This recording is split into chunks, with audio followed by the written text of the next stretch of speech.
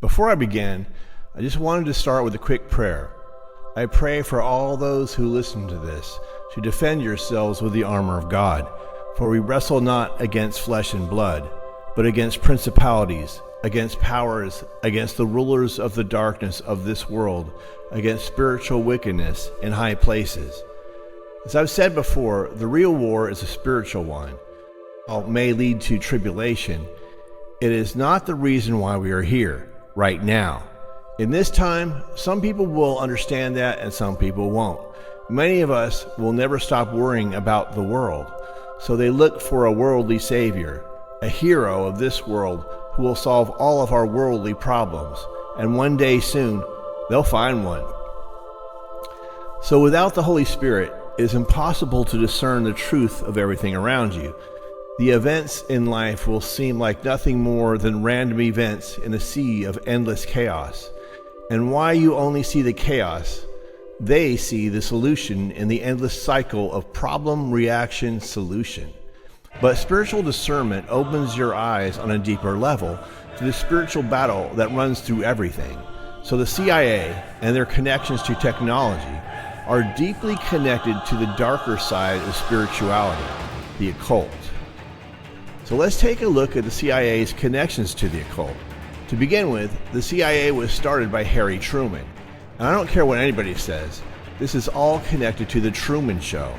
Harry Truman was a 33rd degree Mason and a Shriner. So right from the beginning of the CIA, it was brought into existence from the occult. But before we move on, let's talk about the Truman Show. The Truman Show was about a man who was raised since birth in a world that was a lie or a deception. Every aspect of his life was secretly controlled by a group who controlled everything. And everything was interconnected to this secret society. And the life of the protagonist was never really placed into danger until he started asking questions. And I suppose you could say that all of the information that was given to the main character in that movie could be seen as propaganda. Well, isn't that what the CIA does to us? They saturate every facet of our lives with propaganda. We are also lied to since birth about the nature of everything. And the CIA controlled the media, the movie industry, television, the colleges, the universities, the music industry, and just about every other aspect of our lives. And when people do start asking questions, that's when their lives are threatened. And surely they get their marching orders from someone way above them. So I suppose one could label our existence the Truman Show. But let's connect more dots back to the occult connections of the CIA other than Harry Truman being a 33rd degree Mason, which leads us to George Bush Sr. George Bush was connected to Skull and Bones, Freemasonry, and Bohemian Grove. So George Bush was definitely connected to the occult. And if you remember, it was George Bush who called for a New World Order on live TV. And also for a time, George Bush was the head of the CIA. This connects George Bush to the occult, the CIA, and the New World Order. But wait, there's more. Ronald Reagan and George Bush were connected to the Franklin cover-up, in which young boys from Boys Town were trafficked to Washington, D.C. to be violated by powerful politicians. And the Franklin scandal was allegedly connected to devil worship and the CIA in arms dealing. And the CIA was also connected to the Finders cult, in which an open investigation into child trafficking and satanic ritual abuse was led by the Washington, D.C. Police Department. That was until the investigation was taken over and shut down by the CIA as a quote-unquote internal matter. So the Finders cult was declared an internal operation by the CIA, who shut down all investigations into that organization. But the records show that they were involved with clear evidence of satanic rituals, satanic ritual abuse of children, and well-organized child trafficking schemes that was worldwide in scope. So once again, just like the Franklin cover-up, the CIA was connected to the occult, powerful people in Washington, D.C., and child trafficking. The CIA was also connected to recruiting Nazi scientists into their organization. And just as a reminder, the Nazis were obsessed with the occult. That is why the Nazis are featured in movies connected to obtaining occult artifacts. But to be quite fair, A lot of cultures around the world are really no different, such as the Babylonian Kabbalah in Zionism, or the clandestine occult that runs through our own country, such as the Masonic symbolism that runs through everything in America. And on a side note, speaking of the Nazis, they were connected to the war with Iran, currently in at least a superficial way. Iran used to be known as Persia, and Persia was not an Arab country. In fact, the Persian language is Indo-European, and so related to the majority of languages in Europe and India. So the country was renamed Iran, which means Aryan, as in the Aryan race. So this is yet another example of the historical connections from the past that are still very relevant today. For example, the CIA has repeatedly intervened in the internal affairs of Iran from the coup of 1953 all the way to the present day. Now, once you realize that they are doing things like poisoning the food supply somewhat uniquely to the United States, at least it's nowhere as strong as it is poisoning the food here in the United States, the country of the CIA, which is the US, and taking into account ex-CIA chief George Bush's remarks about the New World Order, then it should be fairly obvious to anybody that the plan is to make the capital of this New World Order somewhere else other than the United States. But don't believe me? Okay, it's written on your own money. You know, the money that is printed by the Federal Reserve, which is really a foreign bank. And let's not forget that the West has been poisoned by a foreign banking system for a very long time. Just look at the Knights Templar. The kings of the West realized that the Knights Templar banking system was a threat to their power structure. And then we have the Rothschilds banking cartel, who straight up told you that they were the ones who really control the West. It's nothing new.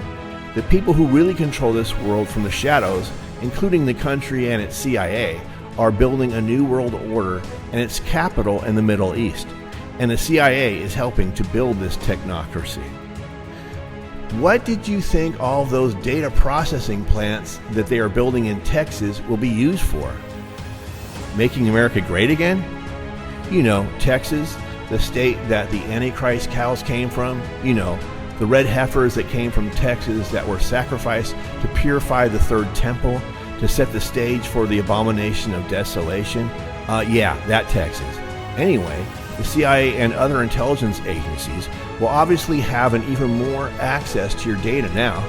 This data will be used in conjunction with other dystopian technology to control the citizens of the coming New World Order, or perhaps, to coin a phrase, the one world technocracy.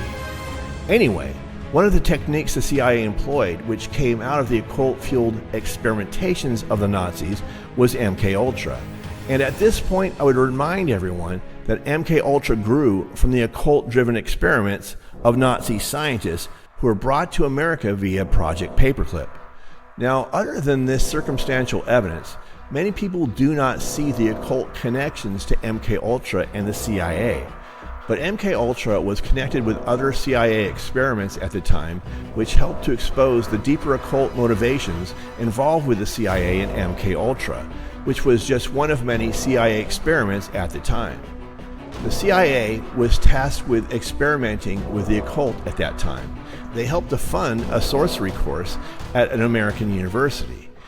In this context, the CIA studied fertility rites, black magic, and even necromancy, or attempts to raise the dead. The occult ritual experiments were labeled as MK Often.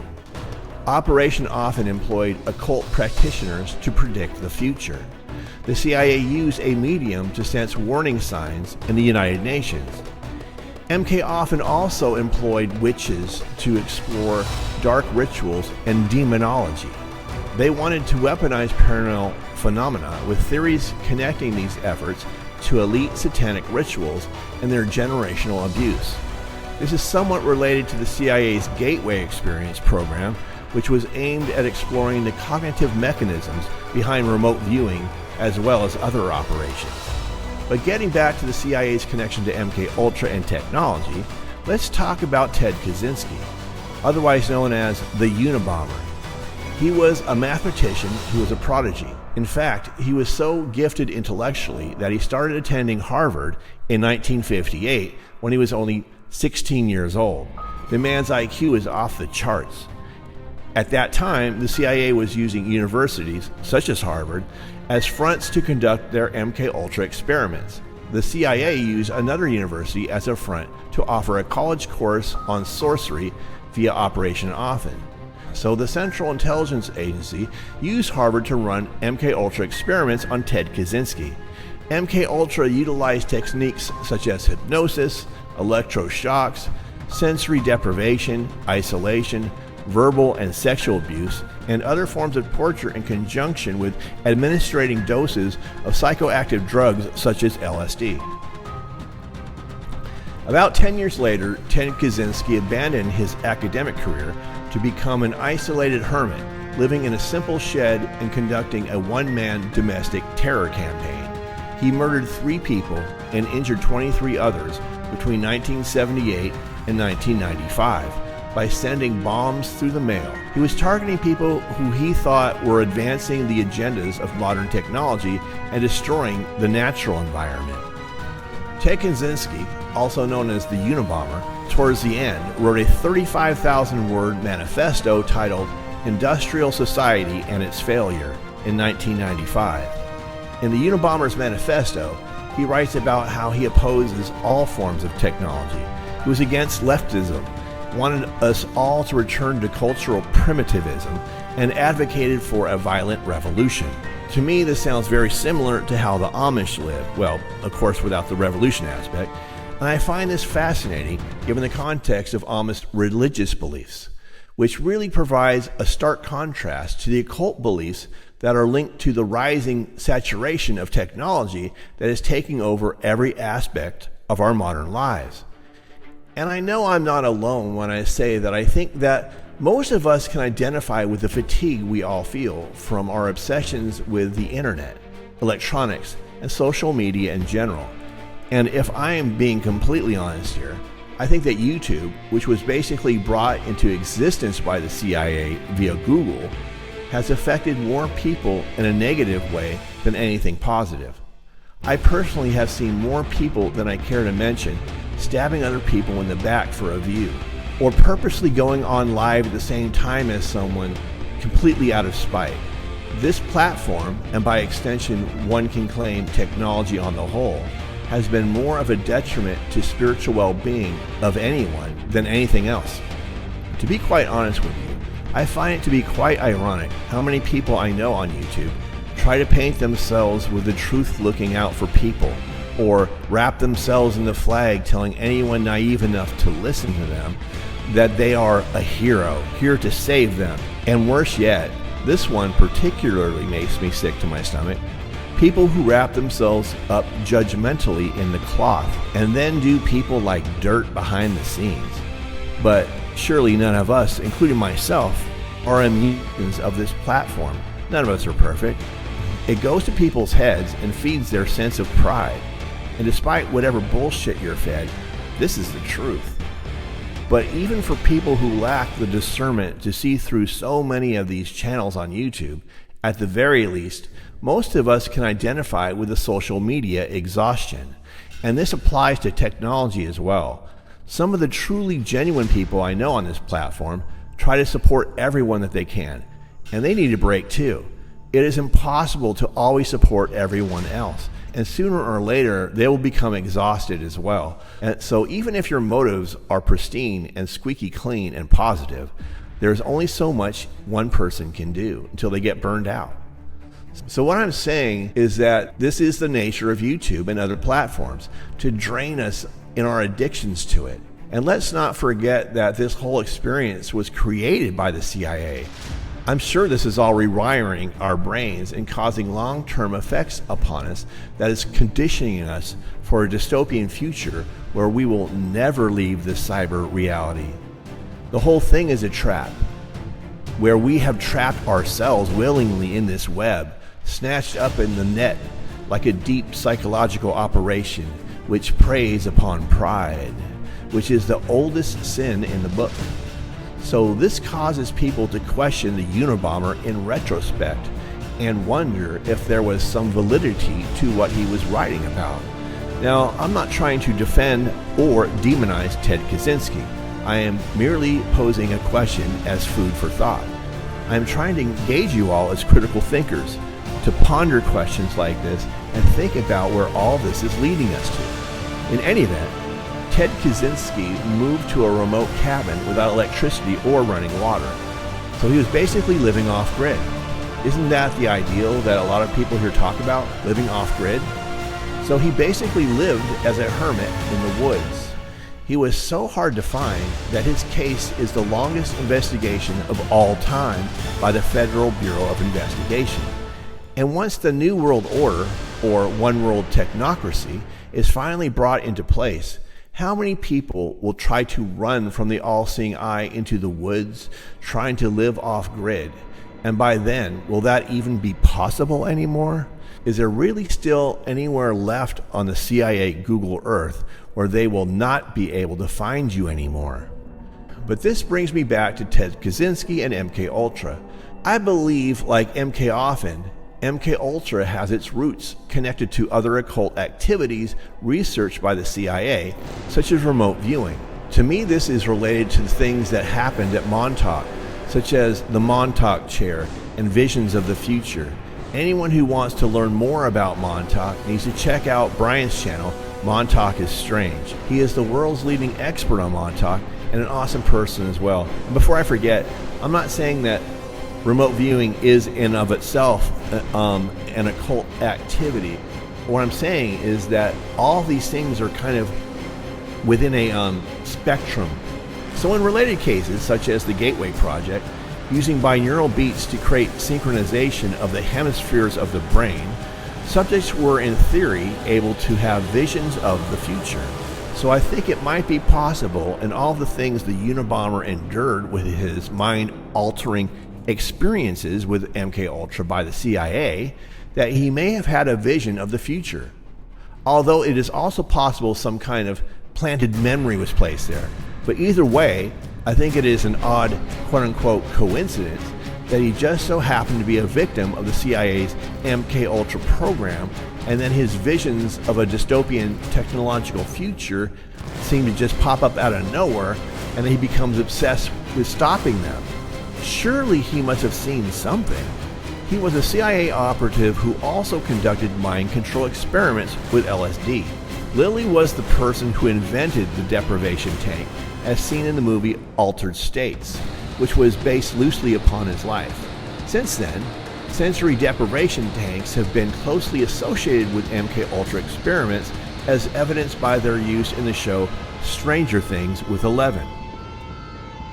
One of the other things that John C. Lilly was known for was his use of the substance ketamine.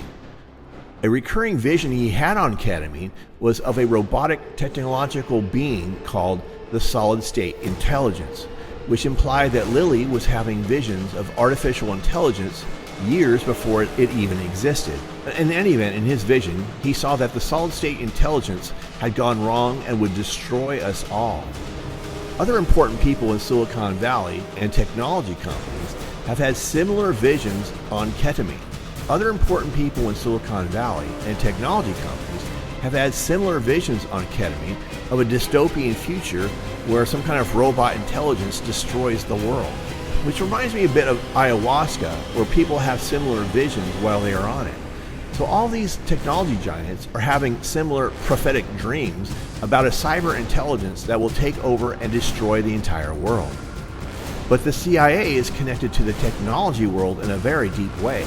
They are connected to Peter Thiel, Elon Musk, Larry Ellison, and many others. So the Central Intelligence Agency has personally groomed these people to help with their technological plans of the future. This connects the CIA to PayPal and finance. This also connects the CIA to Google and YouTube, as well as Palantir and Oracle, not to mention mind control chips in Neuralink, etc.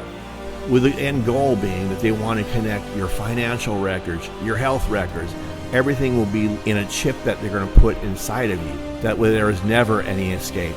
And as Tiggs mentioned earlier in a post, they can read our fingerprints and use facial recognition along with voice recognition to find out who we are.